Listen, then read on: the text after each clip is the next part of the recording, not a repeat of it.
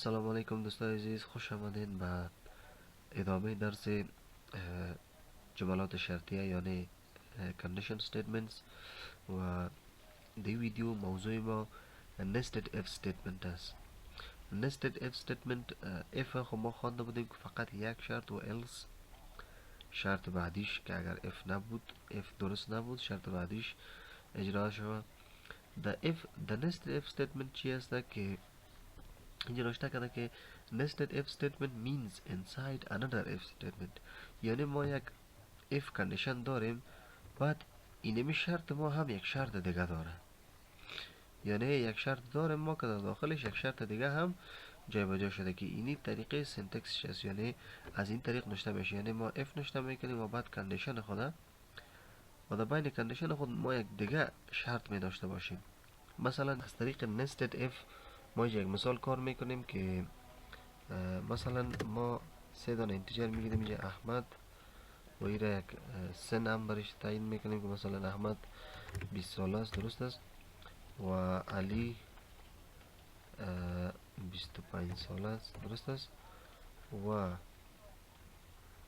احسان چند ساله است؟ 30 ساله، درست است.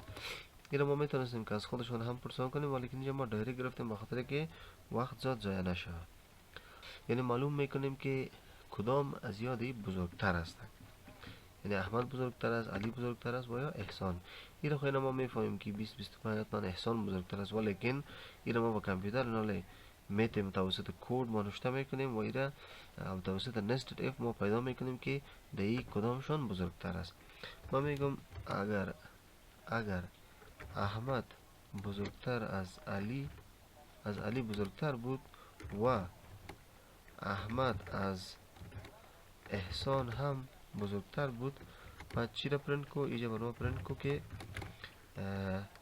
احمد is elder than علی and احسان، درست است، و یک نیو لاین برو و اینمی را هم دیجا دیگه میگم if علی is greater than احمد، درست است، و اگر علی از احسان هم بزرگتر بود، بعد بر ما یه سی اوت کو نمایش بده که علی is elder than احمد and احسان و یک نیو لاین.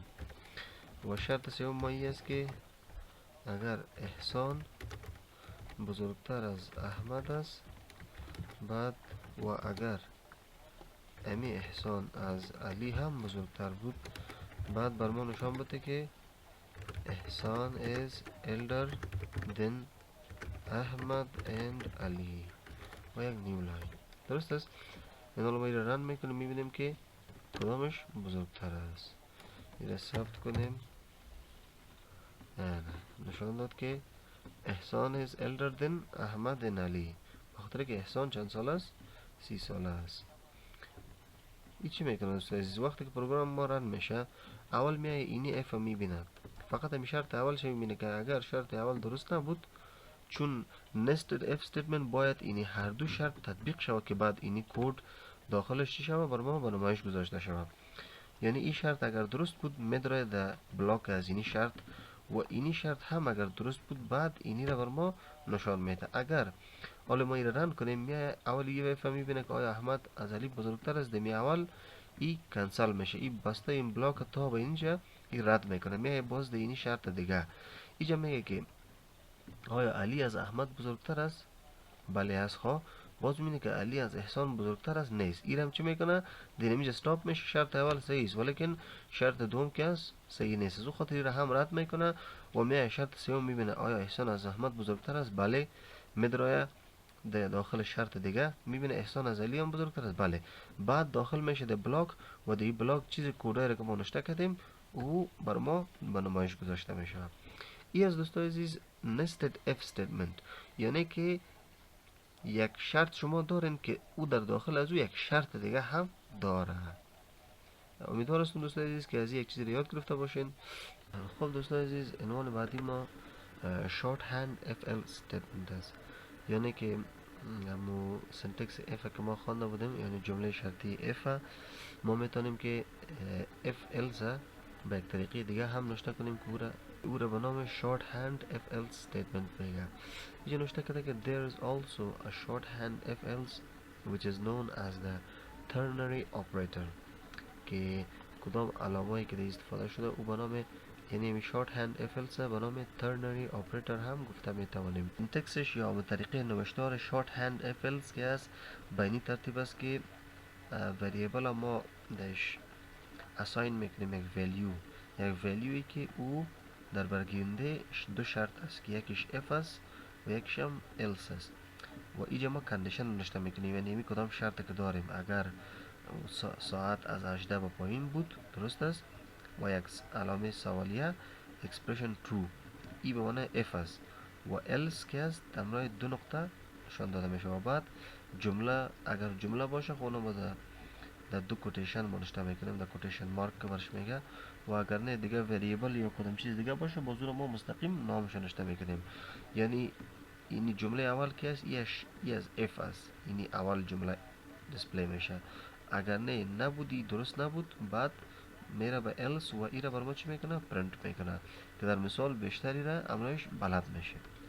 It can be used to replace multiple lines of code with a single line، یعنی به خاطر استفاده میشه که جلوگیری از لاین های زیاد کود. مثلا اگر ما یک مثال ساده را این example of common if else، اگر ما یک مثال بگیریم اینجا میبینیم که یک لاین دو لاین تقریبا 5-6 لاین گرفته، ولیکن اینمی اگزامپل ما در شورت هند و یا در ترنری اپراتورز ما فقط چی در دو لاین و یا در یک لاین کارش تمام کردیم.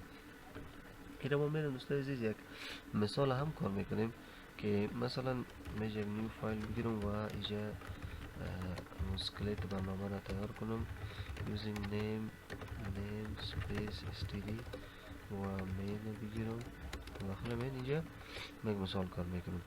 اینجا مثال ما اینمی است، مثلا integer time is equal to چی 20 بجه یعنی 8 بجه شب.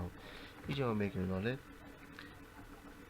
string result is equal to درست است مساوی است با اگر از تایم از 6 پایین بود، اگر از 6 پایین بود بعد برای بگو که good day یعنی روز بخیر، else بگو که good evening یعنی که شام بخیر. یعنی اینجا ما سی اوت میکنیم چی ده result و میبینیم